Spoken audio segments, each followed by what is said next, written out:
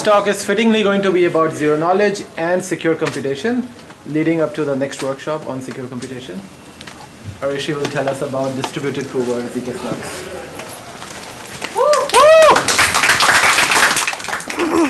Hi everyone, thank you for the introduction and thank you all for being here, and also kudos on surviving until the end.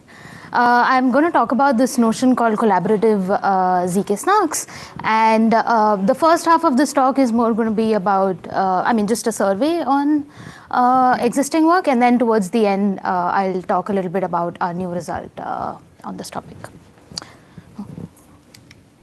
Oh, also, yeah, in case people are wondering, here when we say zk, we really mean zk. So since this is the last talk, I'm assuming everybody is already super familiar with what zk-SNARKs are, which are zero knowledge, succinct, non-interactive arguments of knowledge. So I'm not going to bore you with the definitions, but here's sort of the figure that we're working with. There is a single prover who computes a proof to convince a verifier that some statement X belongs in an NP language. And of course, because these proofs are succinct, this proof pi is very short. The important thing that I want to highlight here is that this proof pi is really computed by a single prover.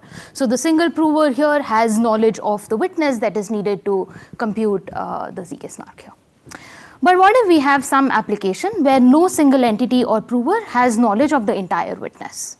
So for example, consider a setting where we have multiple hospitals, and recently there was a report in the Wall Street Journal which claimed that hospitals very frequently charge uninsured patients more money than insured ones. And now, in their defense, these hospitals want to actually convince the regulatory authorities that this is not the case. But they want to do this in a way such that they don't have to reveal private information about their patient records. But if they want to prove this collectively, no individual hospital has the entire witness to be able to compute this proof on its own.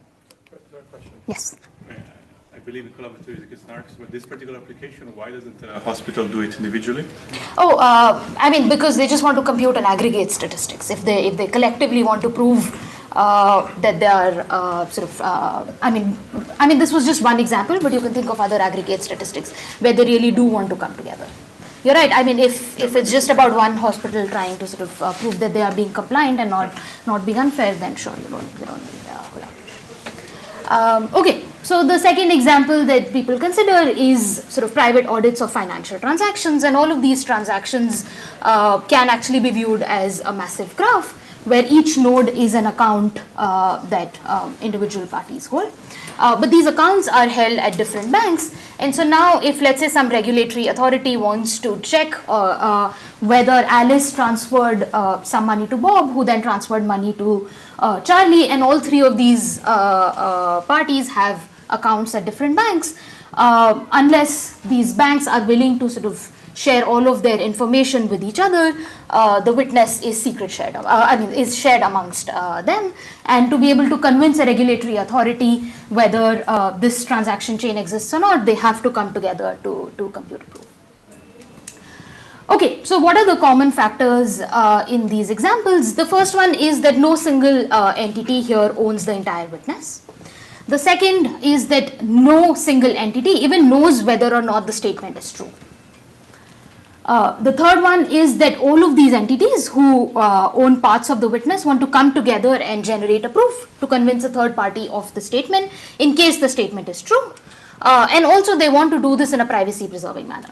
So they don't want to reveal their part of the witness to each other, and obviously because we care about zero knowledge, also to the third party for whom we are computing this proof. And so to address this, Ozdemir and Boneh in 2022 came up with this notion of collaborative zk-SNARKs, where a bunch of provers, each of whom are holding parts of the witness, want to come together and generate a zk-SNARK that convinces a verifier that the statement X belongs in the language, even though these parties might themselves not know whether or not the statement actually belongs in the language. Okay, So what are the properties that these collaborative zk-SNARKs should satisfy? The first one is soundness, which is identical to sort of the notion of soundness in proofs or normal zero knowledge SNARKs, which is that this proof pi should verify only if the statement is true, and moreover that the statement is true with respect to the parts of the witness that these parties are collectively holding. The second is obviously succinctness. So far the properties of pi here, which we call collaborative zk-SNARK, are identical to the properties satisfied by SNARKs. Yes. What about the K, the knowledge extraction? What about the K?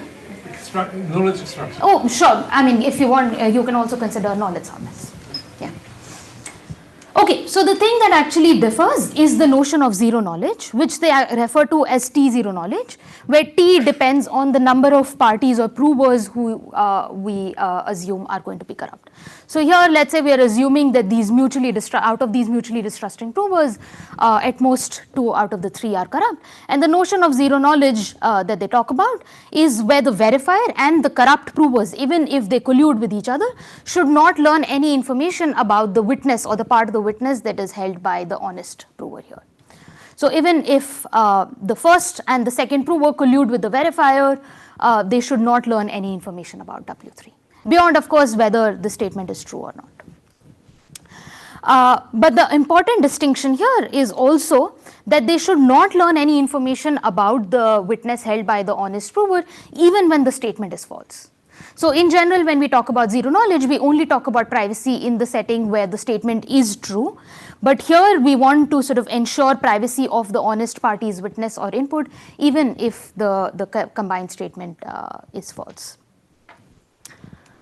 Okay, so before I proceed, in case people are wondering, this is a notion of multi-prover zero knowledge proof, but it differs from some of the other commonly known multi-prover notions of zero knowledge proofs.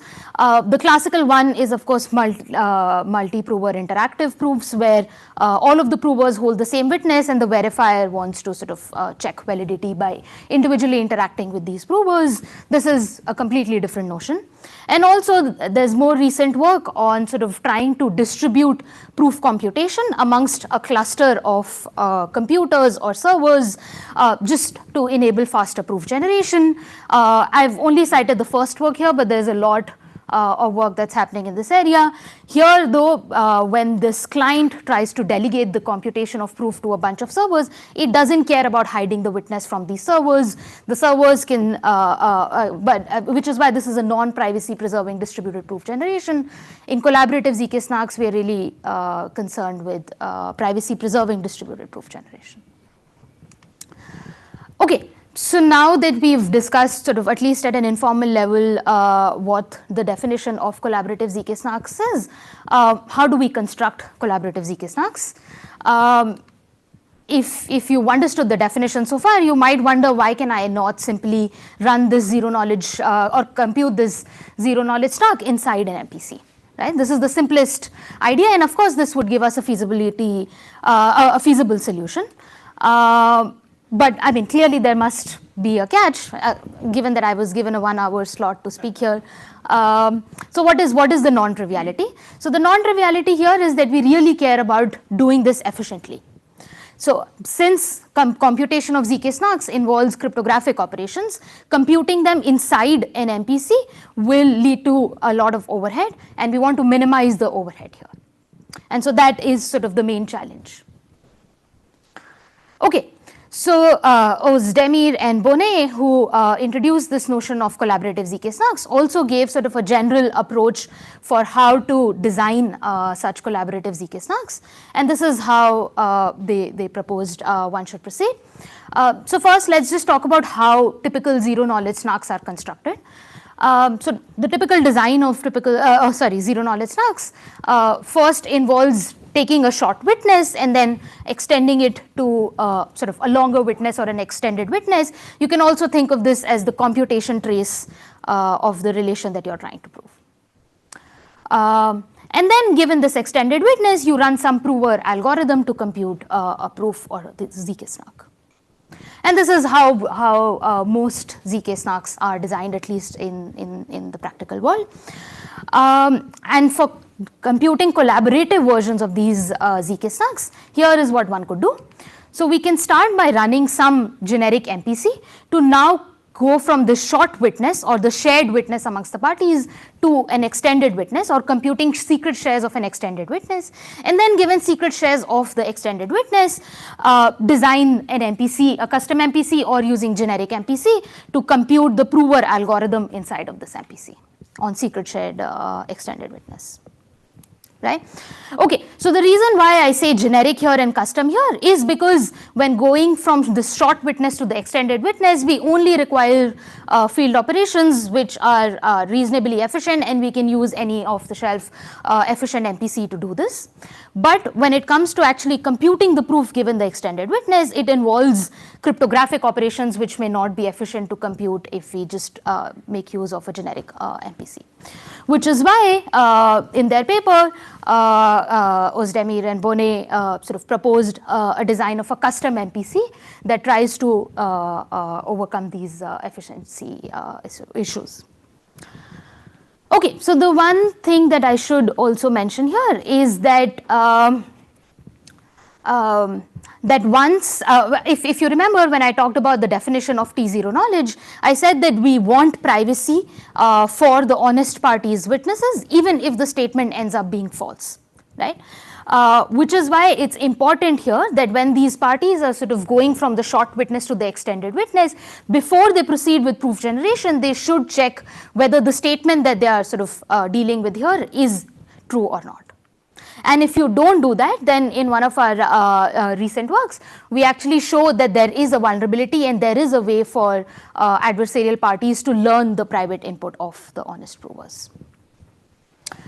Okay, and overall, if you now care about semi-honest security versus malicious security, you can choose to either work with a semi-honest secure MPC protocol or a maliciously secure MPC protocol, both for generating the extended witness and for the proof generation.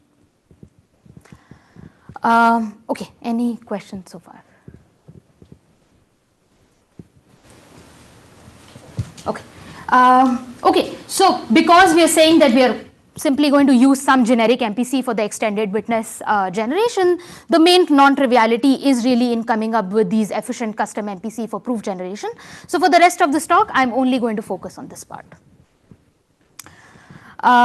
Okay, so the way that these custom MPC protocols for computing proofs given secret shares of an extended witness are designed is using the same strategy that was used in the classical GMW protocol, which is to start by first designing an MPC that is secure against semi-honest adversaries, and then using some existing techniques to go from semi-honest to malicious security. And that is also the idea that's used in the design of these collaborative zk-SNARKs.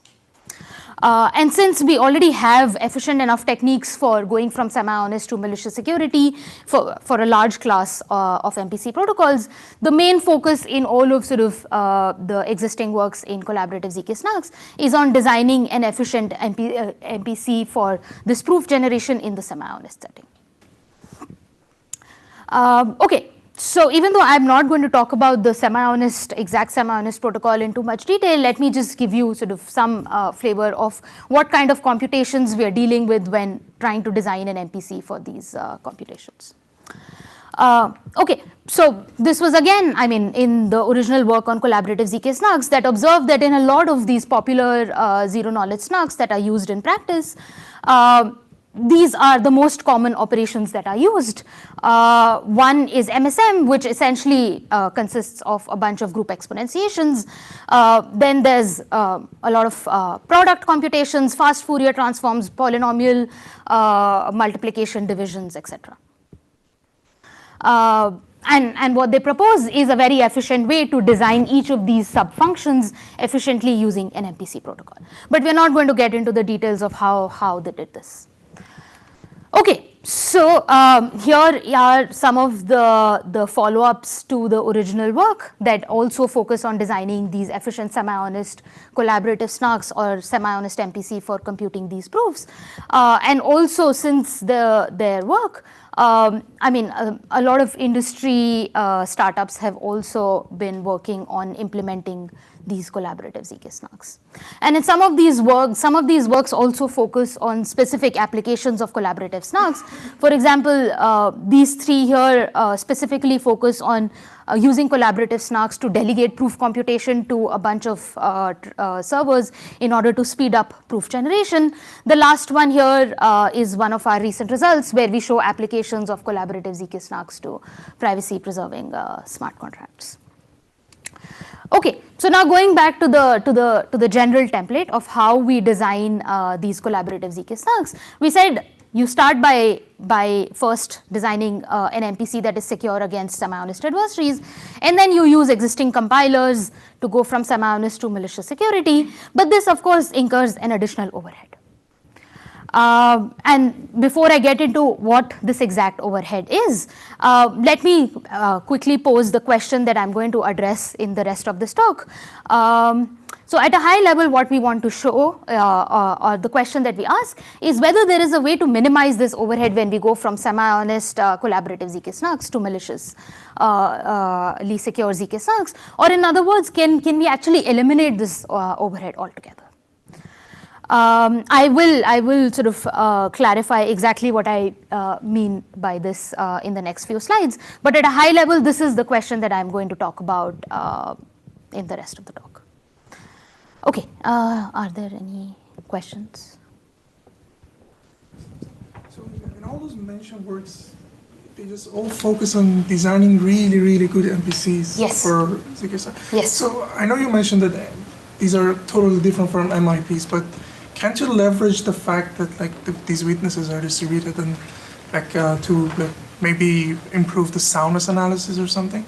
Because you're just focusing on doing this proof securely. So I mean the main difference between MIPs and the setting is that in MIPs everybody has the same witness, right? So, here no individual. Also the provers don't communicate with one another. Exactly, yeah. In MIPs the provers don't communicate. Here the provers actually do communicate. And it's not like these provers are communicating with the verifier. They're just communicating amongst themselves, and then they come up with a proof which they're sending to the verifier. And you can't hope to improve the soundness analysis because if there was, I don't know, an adversary which worked better here, then you can imagine the single prover adversary would just simulate whatever is happening here. And so you would improve the soundness analysis even of the...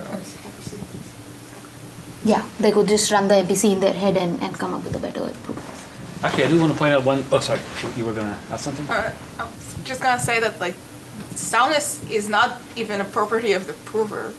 It's a property of the verifier. So if it's just changing the way we construct the proof or the way we distributed the witness, so how can that even change soundness? I mean, soundness analysis is the same for one prover, right? Because the soundness doesn't involve the prover, the honest prover at all.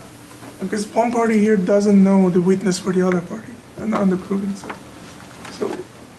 And this in terms of zero knowledge, but the soundness property is a property of the verifier. Holds even if all the provers are corrupted. I see. And they're colluding with each other.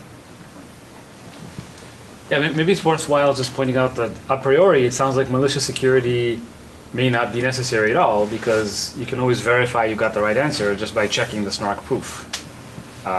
Yeah, that's a wrong reasoning, but malicious security may not be necessary because you can always just verify that you got the right answer at the end by verifying the SNARK proof. Yes. Yeah. So malicious. But for privacy, you still want malicious security. Yeah.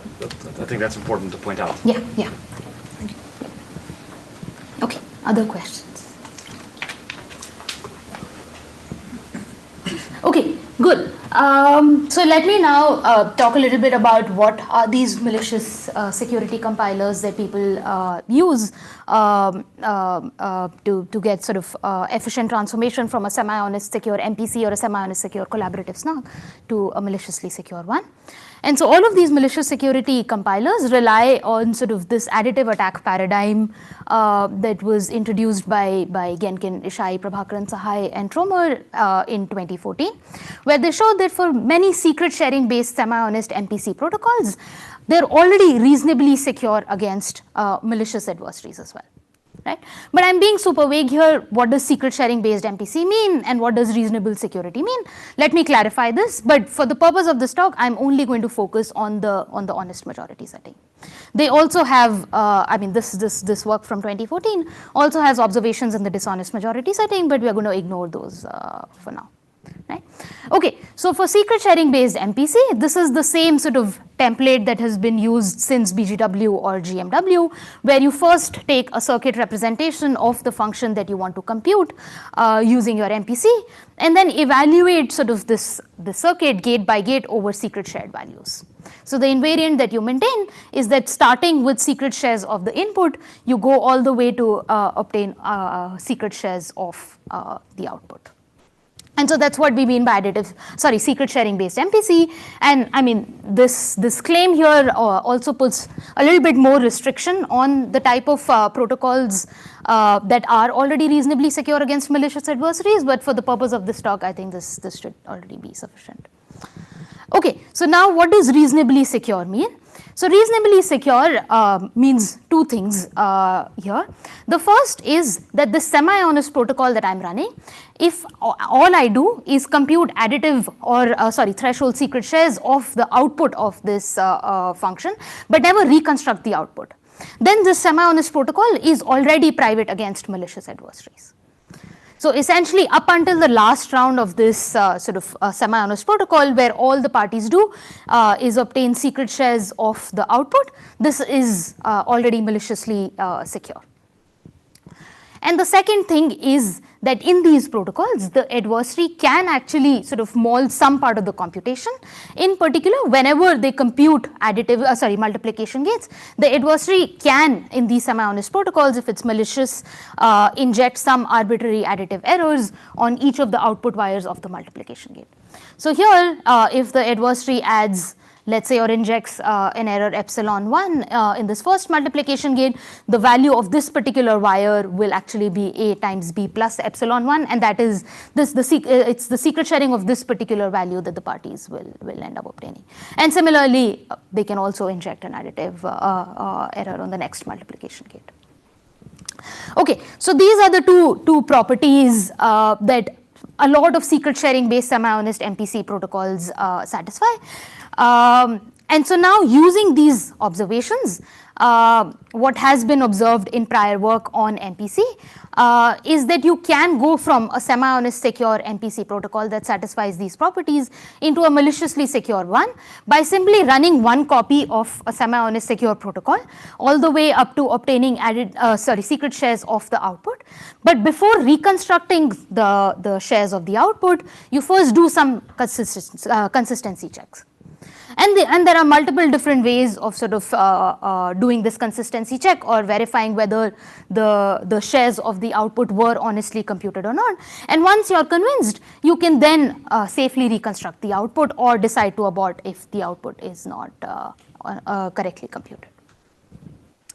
And this sort of compiler, when you try to verify correctness of the computation, does introduce some overhead. Initially, this overhead was 2, but now it has also been brought down to less than 2, but there still is some overhead from going when you go from semi-honest to malicious security. And these are the same sort of ideas that are also used in the collaborative SNARK setting. Here is just sort of a list of some MPC works that have designed optimal compilers for going from semi-honest to malicious security using this additive attack paradigm. So is the overhead now almost 0? The overhead in terms of communication is something like log, but in terms of computation, it still is something. Okay. Yeah. Okay. Any other questions? Okay, so going back to the question that I want to address in today's talk is whether we really need any of these malicious security compilers when computing zero-knowledge SNARKs using an MPC. Can we just get malicious security for free? Can we prove that these semi-honest protocols that satisfy the two observations that was made in the 2014 paper already achieve malicious security? And again, I'm only going to focus on the honest majority setting. Right? And of course, the answer is yes, as we show in a recent work of ours. But I mean, at first it might seem like some sort of weird magic. How can this even be true? And if this is what you're wondering, you're absolutely right. If we are not going to do any sort of consistency check to make sure that the adversary did not maul the output, there is no way we can guarantee correctness of the output of this computation. And if you can't guarantee correctness of output, you don't get any malicious security. Right. So what is the catch here? So the catch here is, if you recall, our goal here is to actually just compute zero knowledge SNARKs or proofs inside an MPC. We're not talking about general computations. And zero knowledge SNARKs or proofs are self-verifying. You can look at a proof, check whether the proof verifies or not, and that is sufficient to check whether the proof is correct or not. Right? So we don't need MPC to enforce correctness of this computed proof. We can simply check whether the proof successfully verifies to check if it was correctly computed or not. And that is the sort of the starting observation of our work. And now we sort of build on the starting observation, and sort of this is the basic outline of our idea. So what we show is that these MPC, which I'm going to call secure up to additive attacks, which are sort of the secret sharing based MPC protocols that satisfy the properties that were observed in the 2014 work, already imply MPC with some weak notion of malicious security, which I'm calling L malicious security, which I will explain on the next slide. And these MPC that are secure up to additive attacks already achieve this notion of L malicious security for certain types of functions. We will talk about what these functions are and how they sort of relate to the zero knowledge SNARKs that we're trying to compute inside the MPC. And once we have this MPC with L malicious security, we actually show for any self-verifying function or proofs or SNARKs, they automatically imply MPC with sort of the standard notion of malicious security, which is what you want in your collaborative SNARKs. In terms of guaranteed, what I don't understand, if you have a malicious party trying to sabotage a correct thing, yes, making it look incorrect, is this allowed? Like yes, what kind of? Yes, that is allowed. But so we'll talk about what this L malicious security is. But because you can just run the verification algorithm on the computed proof to check whether it verifies or not. If it doesn't verify, then you know that the output is incorrect. But we still want to ensure that it doesn't violate privacy when you output this bad proof. Okay. Any other questions?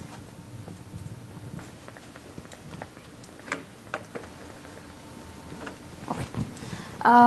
Okay. So let me first then sort of define what this notion of L malicious security is, and then I'll talk about the types of functions for which these MPC that are secure with abort already satisfy this notion of L malicious security.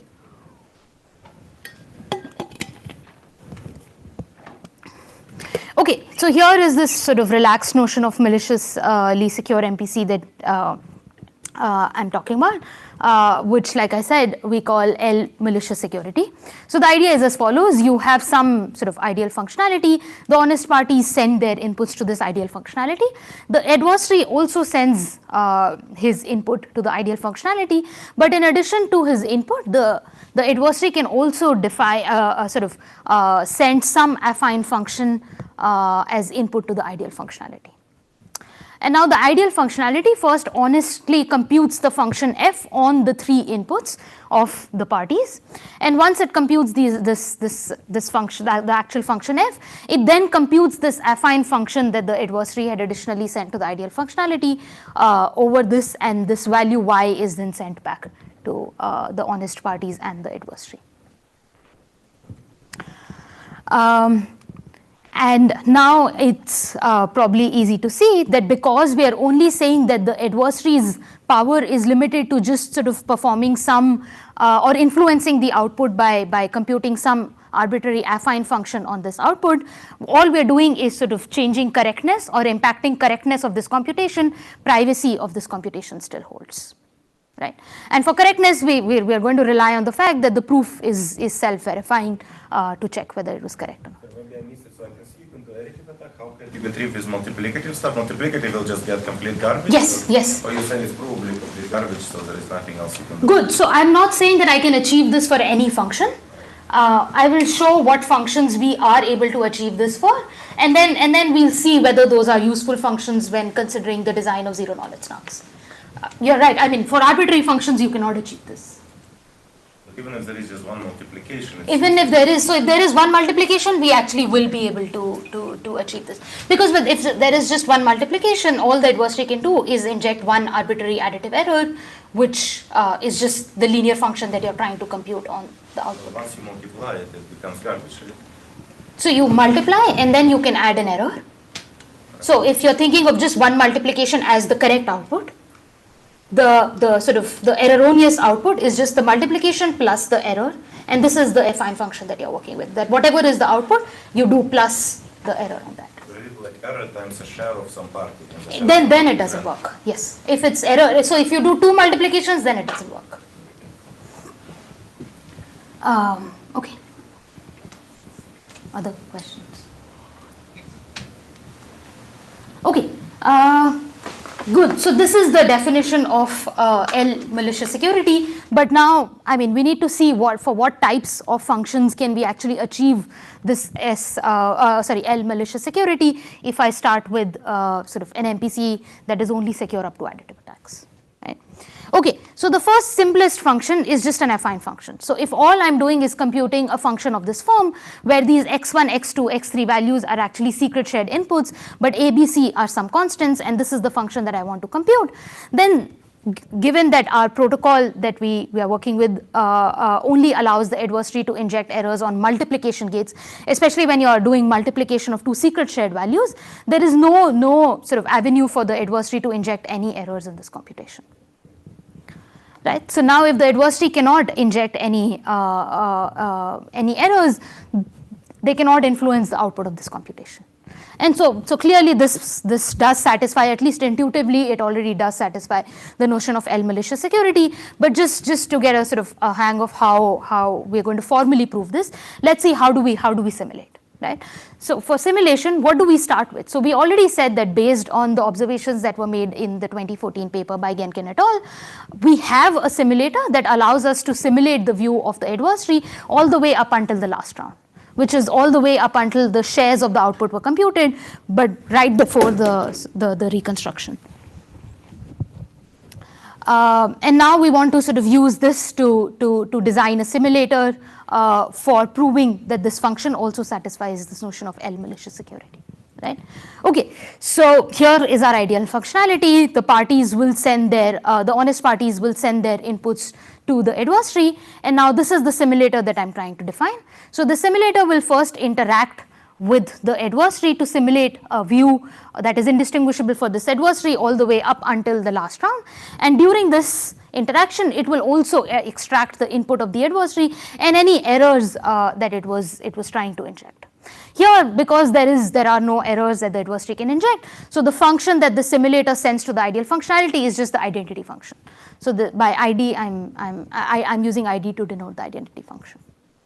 And now the ideal functionality can compute this function f of x1, x2, x3. There's no sort of other linear function that needs to be computed over it, and it sends this output back to the simulator, who can use this output to now simulate the last or the view of the adversary in the last round of this protocol, and also use this as the input of the honest parties.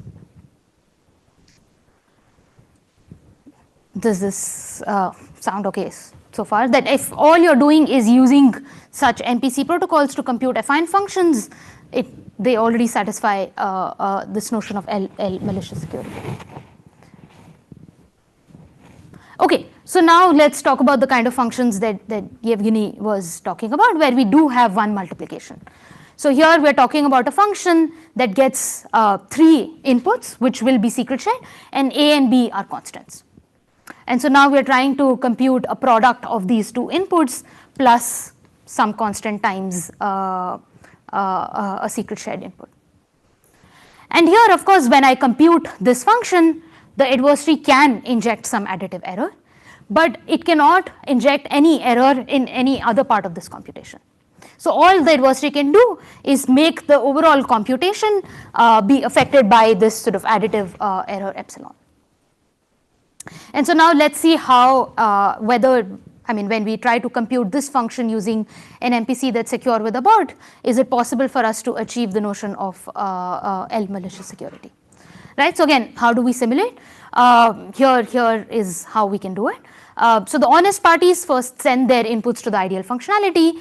The simulator here is going to first run the simulator that it has from the fact that this is an MPC that's secure with a bot, which simulates a transcript for the adversary that's indistinguishable up until the last round. And in the process, it also extracts the input of the adversary, which is x3, and this error epsilon that it might have introduced in this computation.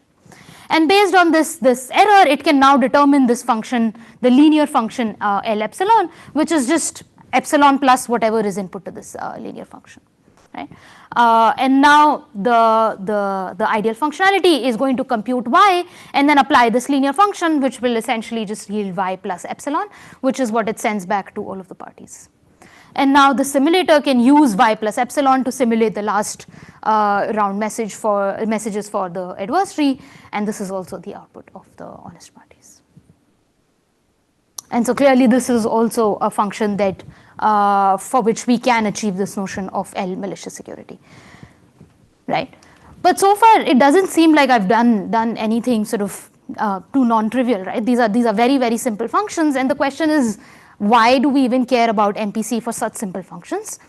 And as it turns out, so the computation of Groth-16 SNARK proofs, which are used extensively in practice, can actually just be expressed at such degree 2 computations. So if all I'm doing is computing such proofs inside my MPC, we already get this notion of L malicious security. But there is a catch. We don't get L malicious security right away, and that's because this definition of T0 knowledge is actually very tricky to work with. So this definition of T0 knowledge is not like the traditional sort of definition of malicious security in MPC. The crucial difference here is that in T0 knowledge, the simulator does not get oracle access to an ideal functionality that will compute the proof for you. Instead, all it gets is a bit indicating whether the joint witnesses were valid or not. And this is because this notion of T0 knowledge is meant to capture both privacy in the MPC setting and zero knowledge property of the output that you're computing at the same time. So if we were not doing this, then we would have to separately argue that the output does not reveal anything about the witness, and also that the computation of this proof inside the MPC does not reveal any information about the witness. So in the proofs that we've discussed so far, for why the two functions, affine functions and degree 2 computations can be computed with L malicious security, crucially relied on the simulator being able to make oracle access to an ideal functionality that computes the output for them. But here, if I want to prove T0 knowledge when computing these Groth proofs in order to get collaborative zk-SNARKs, I don't have, my simulator does not have such an oracle access. Right? So what do we do? So there's a simple idea, which is that we know that these zero knowledge SNARKs or Groth-16 proofs already satisfy the notion of zero knowledge, right? So there already exists a zk simulator for such proofs. And now we are going to use this to sort of get around the issue of the simulator not having oracle access to an ideal functionality that computes a correct proof. And so we can sort of modify our proof as follows. So let's say B is the indicator vector denoting whether or not the statement that we are trying to prove is true, or that the collective witnesses that the parties have are valid or not. And now the simulator first starts by simulating all the view of the adversary all the way up until the last round using the last simulator. And then it sort of gets this indicator vector as input, which it can feed to the zk simulator to get a simulated proof. And now it can use this simulated proof as a replacement for sort of the output that it was receiving from the ideal functionality in the previous part of our proof. Right? So now using this proof, of course, when the simulator was running the sim last, it was also able to extract any errors that the adversary might have introduced. And now it uses those errors to sort of maul the output accordingly. And then sort of simulate the last message, and this also acts as the output for the honest parties.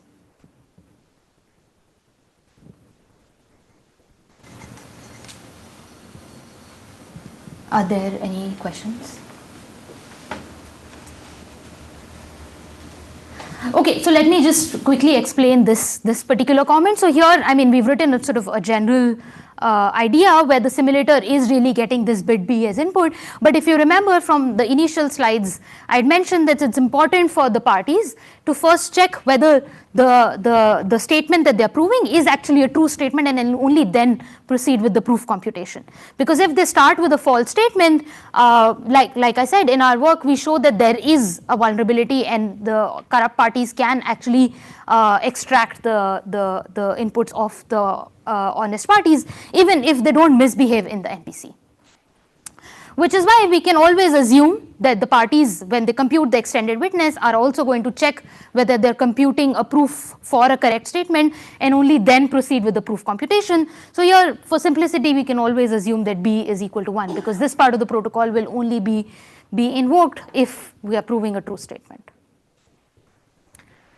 Okay, so this is how we show that collaborative Groth16 proof generation, even if you start with a semi-honest version, is already maliciously secure. And in fact, the concrete sort of instantiation of this collaborative proof that we work with was the one that was given in the original paper. Yeah. Don't get the output, but the adversary learns the proof, but the parties not. No, the adversary and the honest parties both learn the output, but in this case, the adversary can actually learn the correct pi because it can just subtract the epsilon. So the honest parties will get the wrong proof. But they can check this wrong proof, and if they like it, so in general, in sort of. But if the proof is of value, then the adversary still won somehow. If the proof is of value, yes, but I mean, all of these protocols were only able to achieve this notion of security with a bot, where the adversary is allowed to learn the output, but may prevent the honest parties from learning the correct output. I mean, it would be cool to get sort of a fair protocol in this setting where, I mean, even the adversary only learns the output if the honest parties do. But I mean, so far, all of the efficient protocols that we know, I mean, just achieve this weak notion. Okay. Okay, so now let me talk about sort of other types of functions for which we can achieve this notion of L malicious security. Okay, so here is what we call a special randomized function, which are just functions of this form, where x1 and x2 are arbitrary secret shared inputs, and R here is also an input, but it's a uniformly random secret shared input. Right. So here in this case, if the parties were to compute this function honestly inside an MPC where nobody misbehaves, the output will be R times x1, x2. And if R is uniformly random, this output is uniformly random. But the adversary could obviously misbehave and try to inject additive errors every time a multiplication happens. And if that happens, this is what my output is going to look like. But again, because this R is uniformly random, this adversarially computed output is also uniformly random. And since both the honestly computed and adversarially computed outputs are uniformly distributed, these types of functions can also be computed while achieving L malicious security. Yes? So here, it doesn't even really matter that you multiply x1 and x2, Good, right? yeah. So I mean, on its own, it doesn't seem like a very useful function, but I mean, we'll talk about why it's actually useful in the context of stars. Oh. I mean, you're right. I mean, this is a meaningless function because you can always just output a random value. It doesn't matter what the input is. Yeah, you're absolutely right. Just, yeah, bear with me for a couple of more slides. Okay. Okay, so the last function that I want to talk about are actually a form of randomized. The previous slide, what if x1 and x2 is 0? What if x1 and x2 are 0? Good. So let's assume that x1 and x2 are not 0. We enforce that. Okay. So the next type of function that we are going to talk about are sort of randomized encodings, and a very specific type of randomized encoding. So the function that we care about is this sort of sequential multiplication of secret shared inputs. So you have 4 inputs or more inputs, and all you want to do is compute a product of all of these inputs. And of course, if I were to naively compute this product using a semi-honest MPC, the adversary can inject an additive error every time a value is multiplied. So it can inject an error when, let's say, x1 and x2 are multiplied, and then another error when that is multiplied with x3, and so on and so forth. And overall, these errors will accumulate, and you will not get a linear function at the end. Right? Okay. But what we observe is that if you use the Bar-Ilan-Beaver MPC protocol for computing these types of functions, which is essentially a constant round MPC for computing these types of functions, we can actually still achieve L malicious security.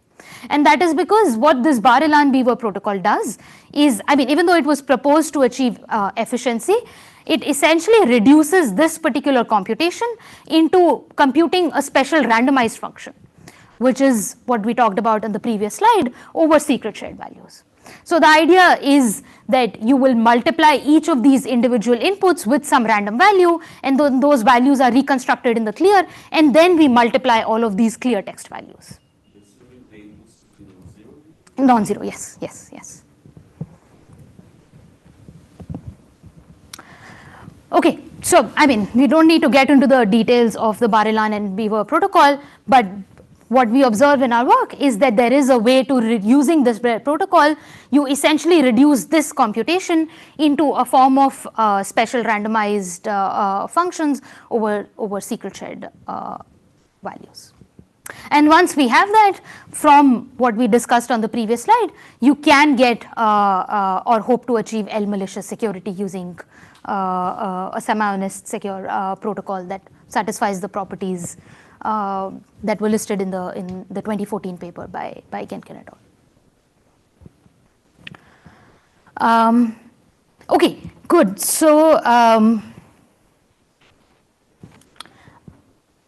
okay, so far we only discussed an application of the degree 2 computations and affine functions. We haven't discussed an application of sort of this example 3 and 4 types of functions that I introduced. And before I get there, let me actually talk about zero knowledge SNARKs in the random oracle model. So Groth 16 are zero knowledge SNARKs in the CRS model, but now let's come to zero knowledge SNARKs that are in the random oracle model. And how do they work? So all of these or most of these zero knowledge SNARKs in the random oracle model work by transforming an interactive protocol into a non-interactive one using Fiat-Shamir, right? And when we use Fiat-Shamir, what happens is that this message M2 now that the prover sends depends on the message M1. And similarly, the message M3 that the prover sends depends on the message M1 and M2. Right? And if I were now to compute this non-interactive proof or SNARK using an MPC, this is how I would proceed. I first start by running an MPC, let's say an MPC secure with a bot, to compute the first message 1. And now the parties will reconstruct the output message 1 in order to be able to use that to query the random oracle to compute the next message.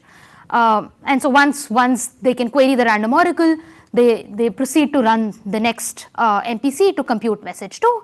Then again reconstruct this message 2, make whatever query you want to make to the random oracle, use the output of that random oracle to compute the next message, and so on and so forth.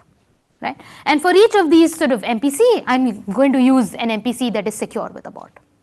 But of course, because I'm reconstructing the message after each of these sort of sub MPCs, I need to make sure that this is done in a secure manner, that each of these sub MPCs also satisfy the notion of L malicious security.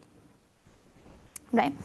And if I can actually show that each of these messages can be computed using one of the example functions that we talked about, then we can overall hope to achieve L malicious security when computing sort of these zk-SNARKs in the random oracle model using an MPC protocol.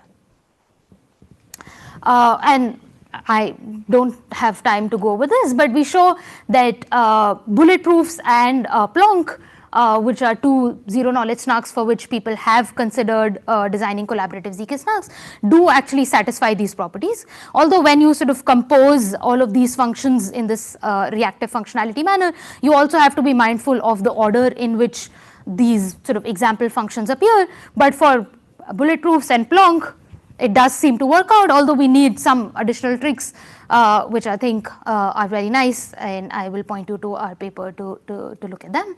But for these sort of collaborative version of bulletproofs, which was proposed by this company, Renegade, and the collaborative version of Plonk, which was proposed in the original work on collaborative zk-SNARKs, we show that we can essentially get malicious security for free. Okay, so that's all that I wanted to talk about. Let me just conclude with some open problems. So the first is, of course, I mean, this work was focused on just computing zero-knowledge SNARKs inside an MPC, but given all of these sort of simple observations that we have, can we compute other types of sort of useful functions aside from zero-knowledge SNARKs, or maybe even just different types of zero-knowledge SNARKs using a semi-honest MPC, but get malicious security for free? The second is, like I said, in this work, we only focused on the honest majority setting. Can we extend these ideas to the dishonest majority setting? Would be an obvious other question. And also, all of sort of these candidate collaborative zk-SNARKs that we considered in this work were all based on normal threshold Shamir secret sharing. Can we extend these ideas to other types of collaborative zk-SNARKs that are based on other types of secret sharing schemes, for example, PAX secret sharing? And finally, investigating other applications of collaborative zk-SNARKs is also an equally interesting problem. Thank you.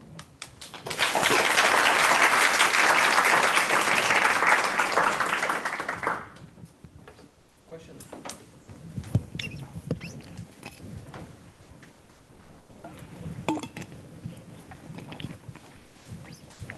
These ideas, do you think they might be useful for like threshold pay protocols? Threshold what Threshold protocol? pay password authenticated key exchange, like the Oh, servers share the secret sharing of the user password. You want to kind of say that overall there is a sharing of zero.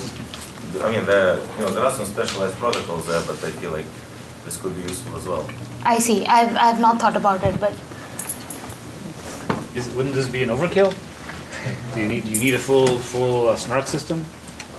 No, I mean, I'm not talking on SNARK specifically, but I'm saying the ideas. No, the ideas from honest to malicious. I see. Some today. Just because threshold pay is kind of MVC, but yeah. yeah, we were considering looking into threshold signatures, but Peak, sounds interesting. So about this malicious security notion, and in general, you saw that a lot of the key maybe observation is that you have to like we want zero knowledge, but the proof is already zero knowledge, and so are these like is this notion like strictly the notion that you prove eventually, is this like strictly weaker than regular malicious security, or like? So for general functions, yes. But I mean, since we were talking about just computing proofs, which are self-verifying, it's equivalent. But even for other general functions, I think if you have L malicious security, it's reasonably more efficient to go to full malicious security by just, let's say, doing some sort of MAC check on just the output, which would be more efficient than checking that all of the intermediate values were also computed correctly, which is what is typically done in these malicious security compilers, where they check that each computation in your circuit was done honestly. But here, if you already achieve L malicious security, it might be sufficient to just do, let's say, a MAC check on the output. Okay, and here, like, so we do not protect at all against some prover who just wants to make us output some non-valid proof. Yeah. This is only security with a bot. Yeah. So there's no robustness. Yeah. Do you think this also applies to a lookup-based argument? To a lookup-based argument, you want to design a SNARK. You want to run the lookup-based argument inside an MPC first? Yes. And I see. We'll have to look at what types of functions or operations are computed in these lookup arguments. But maybe, like, I've not seen any collaborative SNARK work on lookup arguments. but might be interesting. Yeah, I'll have to look into what kind of operations are done and look about this. Sorry, maybe I missed this, but can you say more about why the zk simulator for a single prover does a good job at simulating the real-world view of several collaborative provers? So it doesn't simulate the view of all of the collaborators. We're just using it to simulate the final output. Okay. And then using that output, we will of course run a normal simulator to simulate the view of these parties inside the MPC. Do you think there's any hope of extending similar techniques to like SNARK, which are like less algebraically friendly, like for example those based on hashes and Merkle trees? So the problem with that is that even semi-honest collaborative SNARKs for those protocols required making a non-black box use of the random oracle, so you compute those hash functions inside the NPC. So even the semi-honest ones are not as efficient.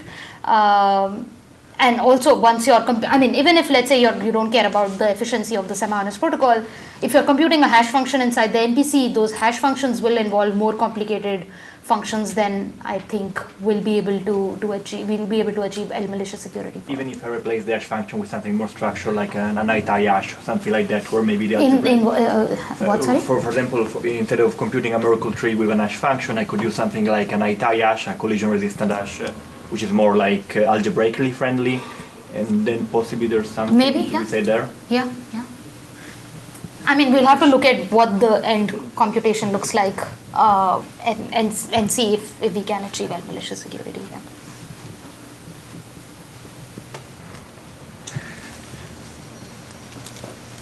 All right, if there are no more questions, let's thank all the speakers.